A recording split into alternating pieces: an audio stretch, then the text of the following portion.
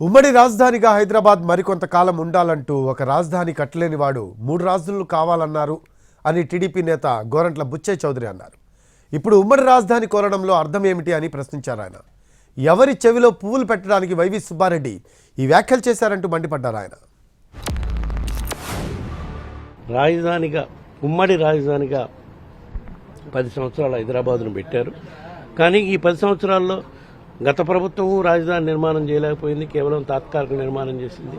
మేము మా ప్రభుత్వం వచ్చినాక గత 5 ఏళ్లలో చిత్తశుద్ధితో రాజధాని నిర్మాణం చేసే స్తోమత మనకు లేదని చెప్పి అన్ని విధాలా అభివృద్ధి చెందిన నగరం విశాఖని ఎగ్జిక్యూటివ్ క్యాపిటల్గా పరిపాలనా రాజధానిగా చేద్దామని చేస్తే కొన్ని న్యాయపరమైన ఇబ్బందులు సృష్టించారు. న్యాయపరంగా ఇబ్బందులు కూడా ఎదుర్కొంటున్నాం కూడా ఈ రోజుకి.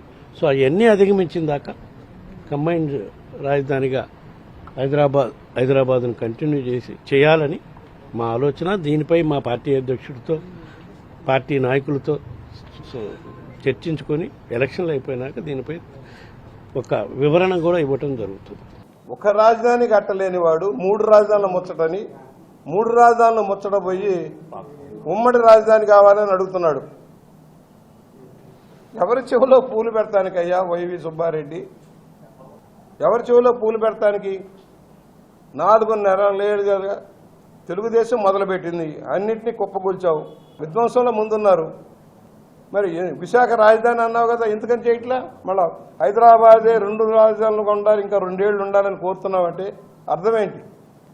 రాష్ట్రాన్ని మోసం చేయటం కాదా? ప్రజలకు దగా చేయటం కాదా? రాజధాని రైతులను మోసం చేయటం కాదా?